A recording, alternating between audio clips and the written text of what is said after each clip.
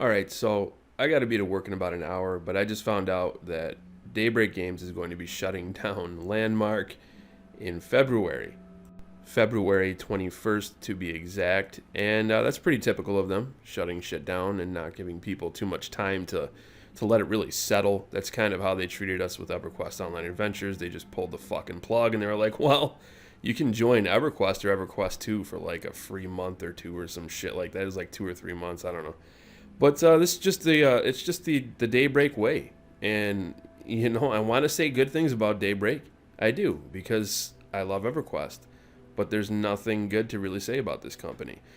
They sent me a box with some really cool EverQuest loot in it. There was like $400 of stuff in there, and I appreciate that, but it doesn't excuse the fact that they're fucking terrible at just keeping their IPs afloat. Now, a lot of this is I'm reflecting on Sony Online Entertainment. You got to keep that in mind. But they weren't much better at what they're doing.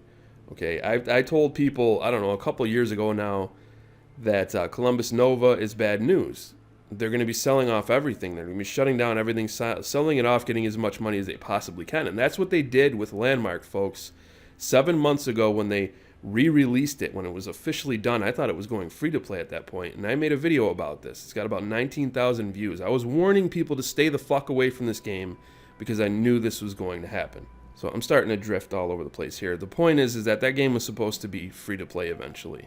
And it was going to be the foundation of EverQuest Next. Well, EverQuest Next never happened. So they tried to just pull as much money as they could out of Landmark. And I saw them doing this, and I warned people, don't fucking support this game. They're just going to flip around and shut it down or just not support it. They're going to milk it for all it's fucking worth. That's what they're going to do with everything. I think they're going to do this with H1Z1. I think they're going to milk everything that they can. H1Z1's like their top moneymaker right now, right? The original EverQuest 2 is making some money. I don't know how much, probably not a lot. DC Universe is making money. Those are their money makers. So they'll probably stick with them and milk them as long as they possibly can. But you're not going to see anything really productive come from this company. You're not. You're just not. If you do, I'm going to be very surprised. And I know I'm not the only one who happens to notice that as soon as Columbus Nova got their hands on things, it just seems like everything started to fall apart. You could say, well, H1Z1's doing good and those other games are doing okay. Let's not go too crazy with the doomsaying bullshit, but I'm seeing a pattern here, folks. They just don't know what the fuck they're doing. If either they don't know what the fuck they're doing or they don't care. They're just trying to get money to sell off the properties and then just be done with it. That's what they're known for. That's what Columbus Nova has been known for. We've had people that have probed their history to see, hey, who the fuck are these guys? And they've come back and they've all said, yeah, they buy shit and they sell it off. That's just what they do. I don't know what the fuck the technical term is for that. Like, I don't know, acquisition company, some bullshit. They come in, they buy up the stuff, they sell it off. It happens a lot. I don't know the technicalities of all that shit. All I know is that I knew it was bad news as soon as they got on board. And then they just started cutting key members of Daybreak. They started letting go of people that had the community's faith, really. Once they started doing that, it was over. Fuck, I mean, shit, look what's happened to them. They're not anything like they used to be. They don't upload anything. Their entire channel, the entire EverQuest Next channel was wiped. Everything they had on there, they took down. Why? Why would you do that unless you're embarrassed and you're just trying to wipe the history of it? All the roundtable discussions are fucking gone. I don't see them anywhere. So I haven't checked the Landmark channel, to be honest, though. But I do know that the EverQuest Next stuff is gone. Landmark has probably been wiped as well. So, yeah, there's just... It seems to me like it was just wasted, completely and utterly wasted. And the employees have been carrying this burden the whole time. You can see it on their faces. They're like, yeah, we're just going to ride this out so that I can still get a job somewhere else if I behave accordingly. It's just, it's really fucking sad. But you could tell there hasn't been any passion coming from them in a while. It's been all over their faces. I'm going to have a link for you guys to click on at the end of the video where you can check out that video where I mention, you can see it on their faces for the roundtable discussion that they did. They did it just after Dave Georgeson was let go and other people were let go. All the various other folks that were pretty much shit-canned.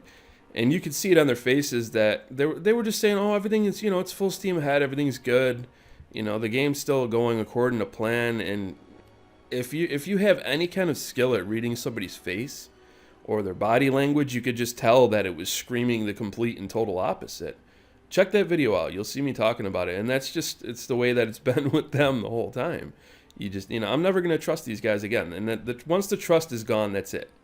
How many games are they going to pull the plug on? How many people bought this game and enjoyed it? I don't know how many were left.